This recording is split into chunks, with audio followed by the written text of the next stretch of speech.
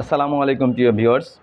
তো অনেকেই আপনারা জানতে চান যে শেয়ার মার্কেটটা কি বা স্টক মার্কেট কি। স্টক মার্কেট সম্পর্কে অনেকেই শুনছেন, ইউটিউব বা ফেসবুকের বিভিন্ন অ্যাডের মাধ্যমে আপনারা জানছেন বিভিন্ন ধরনের ট্রেডিং করার অ্যাপসের সম্পর্কে।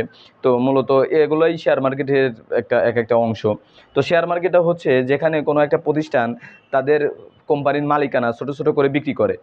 যেমন মনে করেন যে একটা এবিসি একটা প্রতিষ্ঠান, সেই প্রতিষ্ঠানের শেয়ার, তাদের এখন নতুন একটা প্রজেক্টের জন্য টাকা দরকার, কিন্তু তারা সরাসরি ব্যাংক থেকে লোন না নিয়ে তারা চাইলে তাদের শেয়ার বিক্রি করেও সেই টাকাটা মার্কেট থেকে বা পাবলিক থেকে উঠাতে পারে। সেটা কীভাবে? যেমন তাদের শেয়ার আছে 1,00,000টা শেয়ার, প্রত্যেকটা শেয়ারের দাম তারা 1 টাকা করে রাখছে। 1 টাকা রাখার পরে তাদের শেয়ারের সংখ্যা হচ্ছে 1,00,000, এবং শেয়ার 1,00,000 পিস বিক্রি হলে, 1,00,000টা শেয়ার বিক্রি হলে তারা 1,00,000 টাকা মূলধন আমার পেয়ে যাচ্ছে।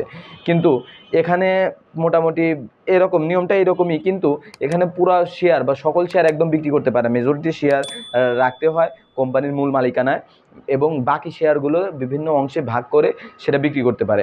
যেমন 50,000 শেয়ার 50 পয়সা করে বিক্রি করে দেওয়া করতে পারে, অথবা 2 টাকা করেও বিক্রি করতে পারে।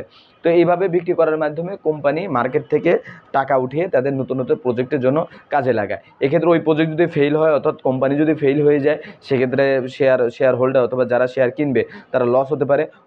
অথবা কোম্পানি যদি দেউলিয়া হয়, সেক্ষেত্রেও শেয়ার হোল্ডার কোনো টাকা পয়সা পাবে না। আর যদি কোম্পানি যদি লাভ লাভ করে এবং শেয়ারের দাম যদি বাড়ে, তাহলে অবশ্যই সেই শেয়ার হোল্ডারও সেখান থেকে লাভ করবে। তো অবশ্যই শেয়ার বাজারের মধ্যে ঝুঁকি রয়েছে। এভাবে এই জন্য শেয়ার বাজারে যে কোনো সময় ইনভেস্ট করার জন্য অবশ্যই এক্সপার্ট থেকে পরামর্শ নিয়ে তারপরেই এখানে ইনভেস্ট করা উচিত। ব্যক্তিগতভাবে কোনো কিছু করা উচিত না, কারণ এটা একটা ঝুঁকিপূর্ণ একটা বাজার। তো আজকের ভিডিওটি দেখার জন্য ধন্যবাদ সবাইকে। আসসালামু আলাইকুম রহমতুল্লাহ।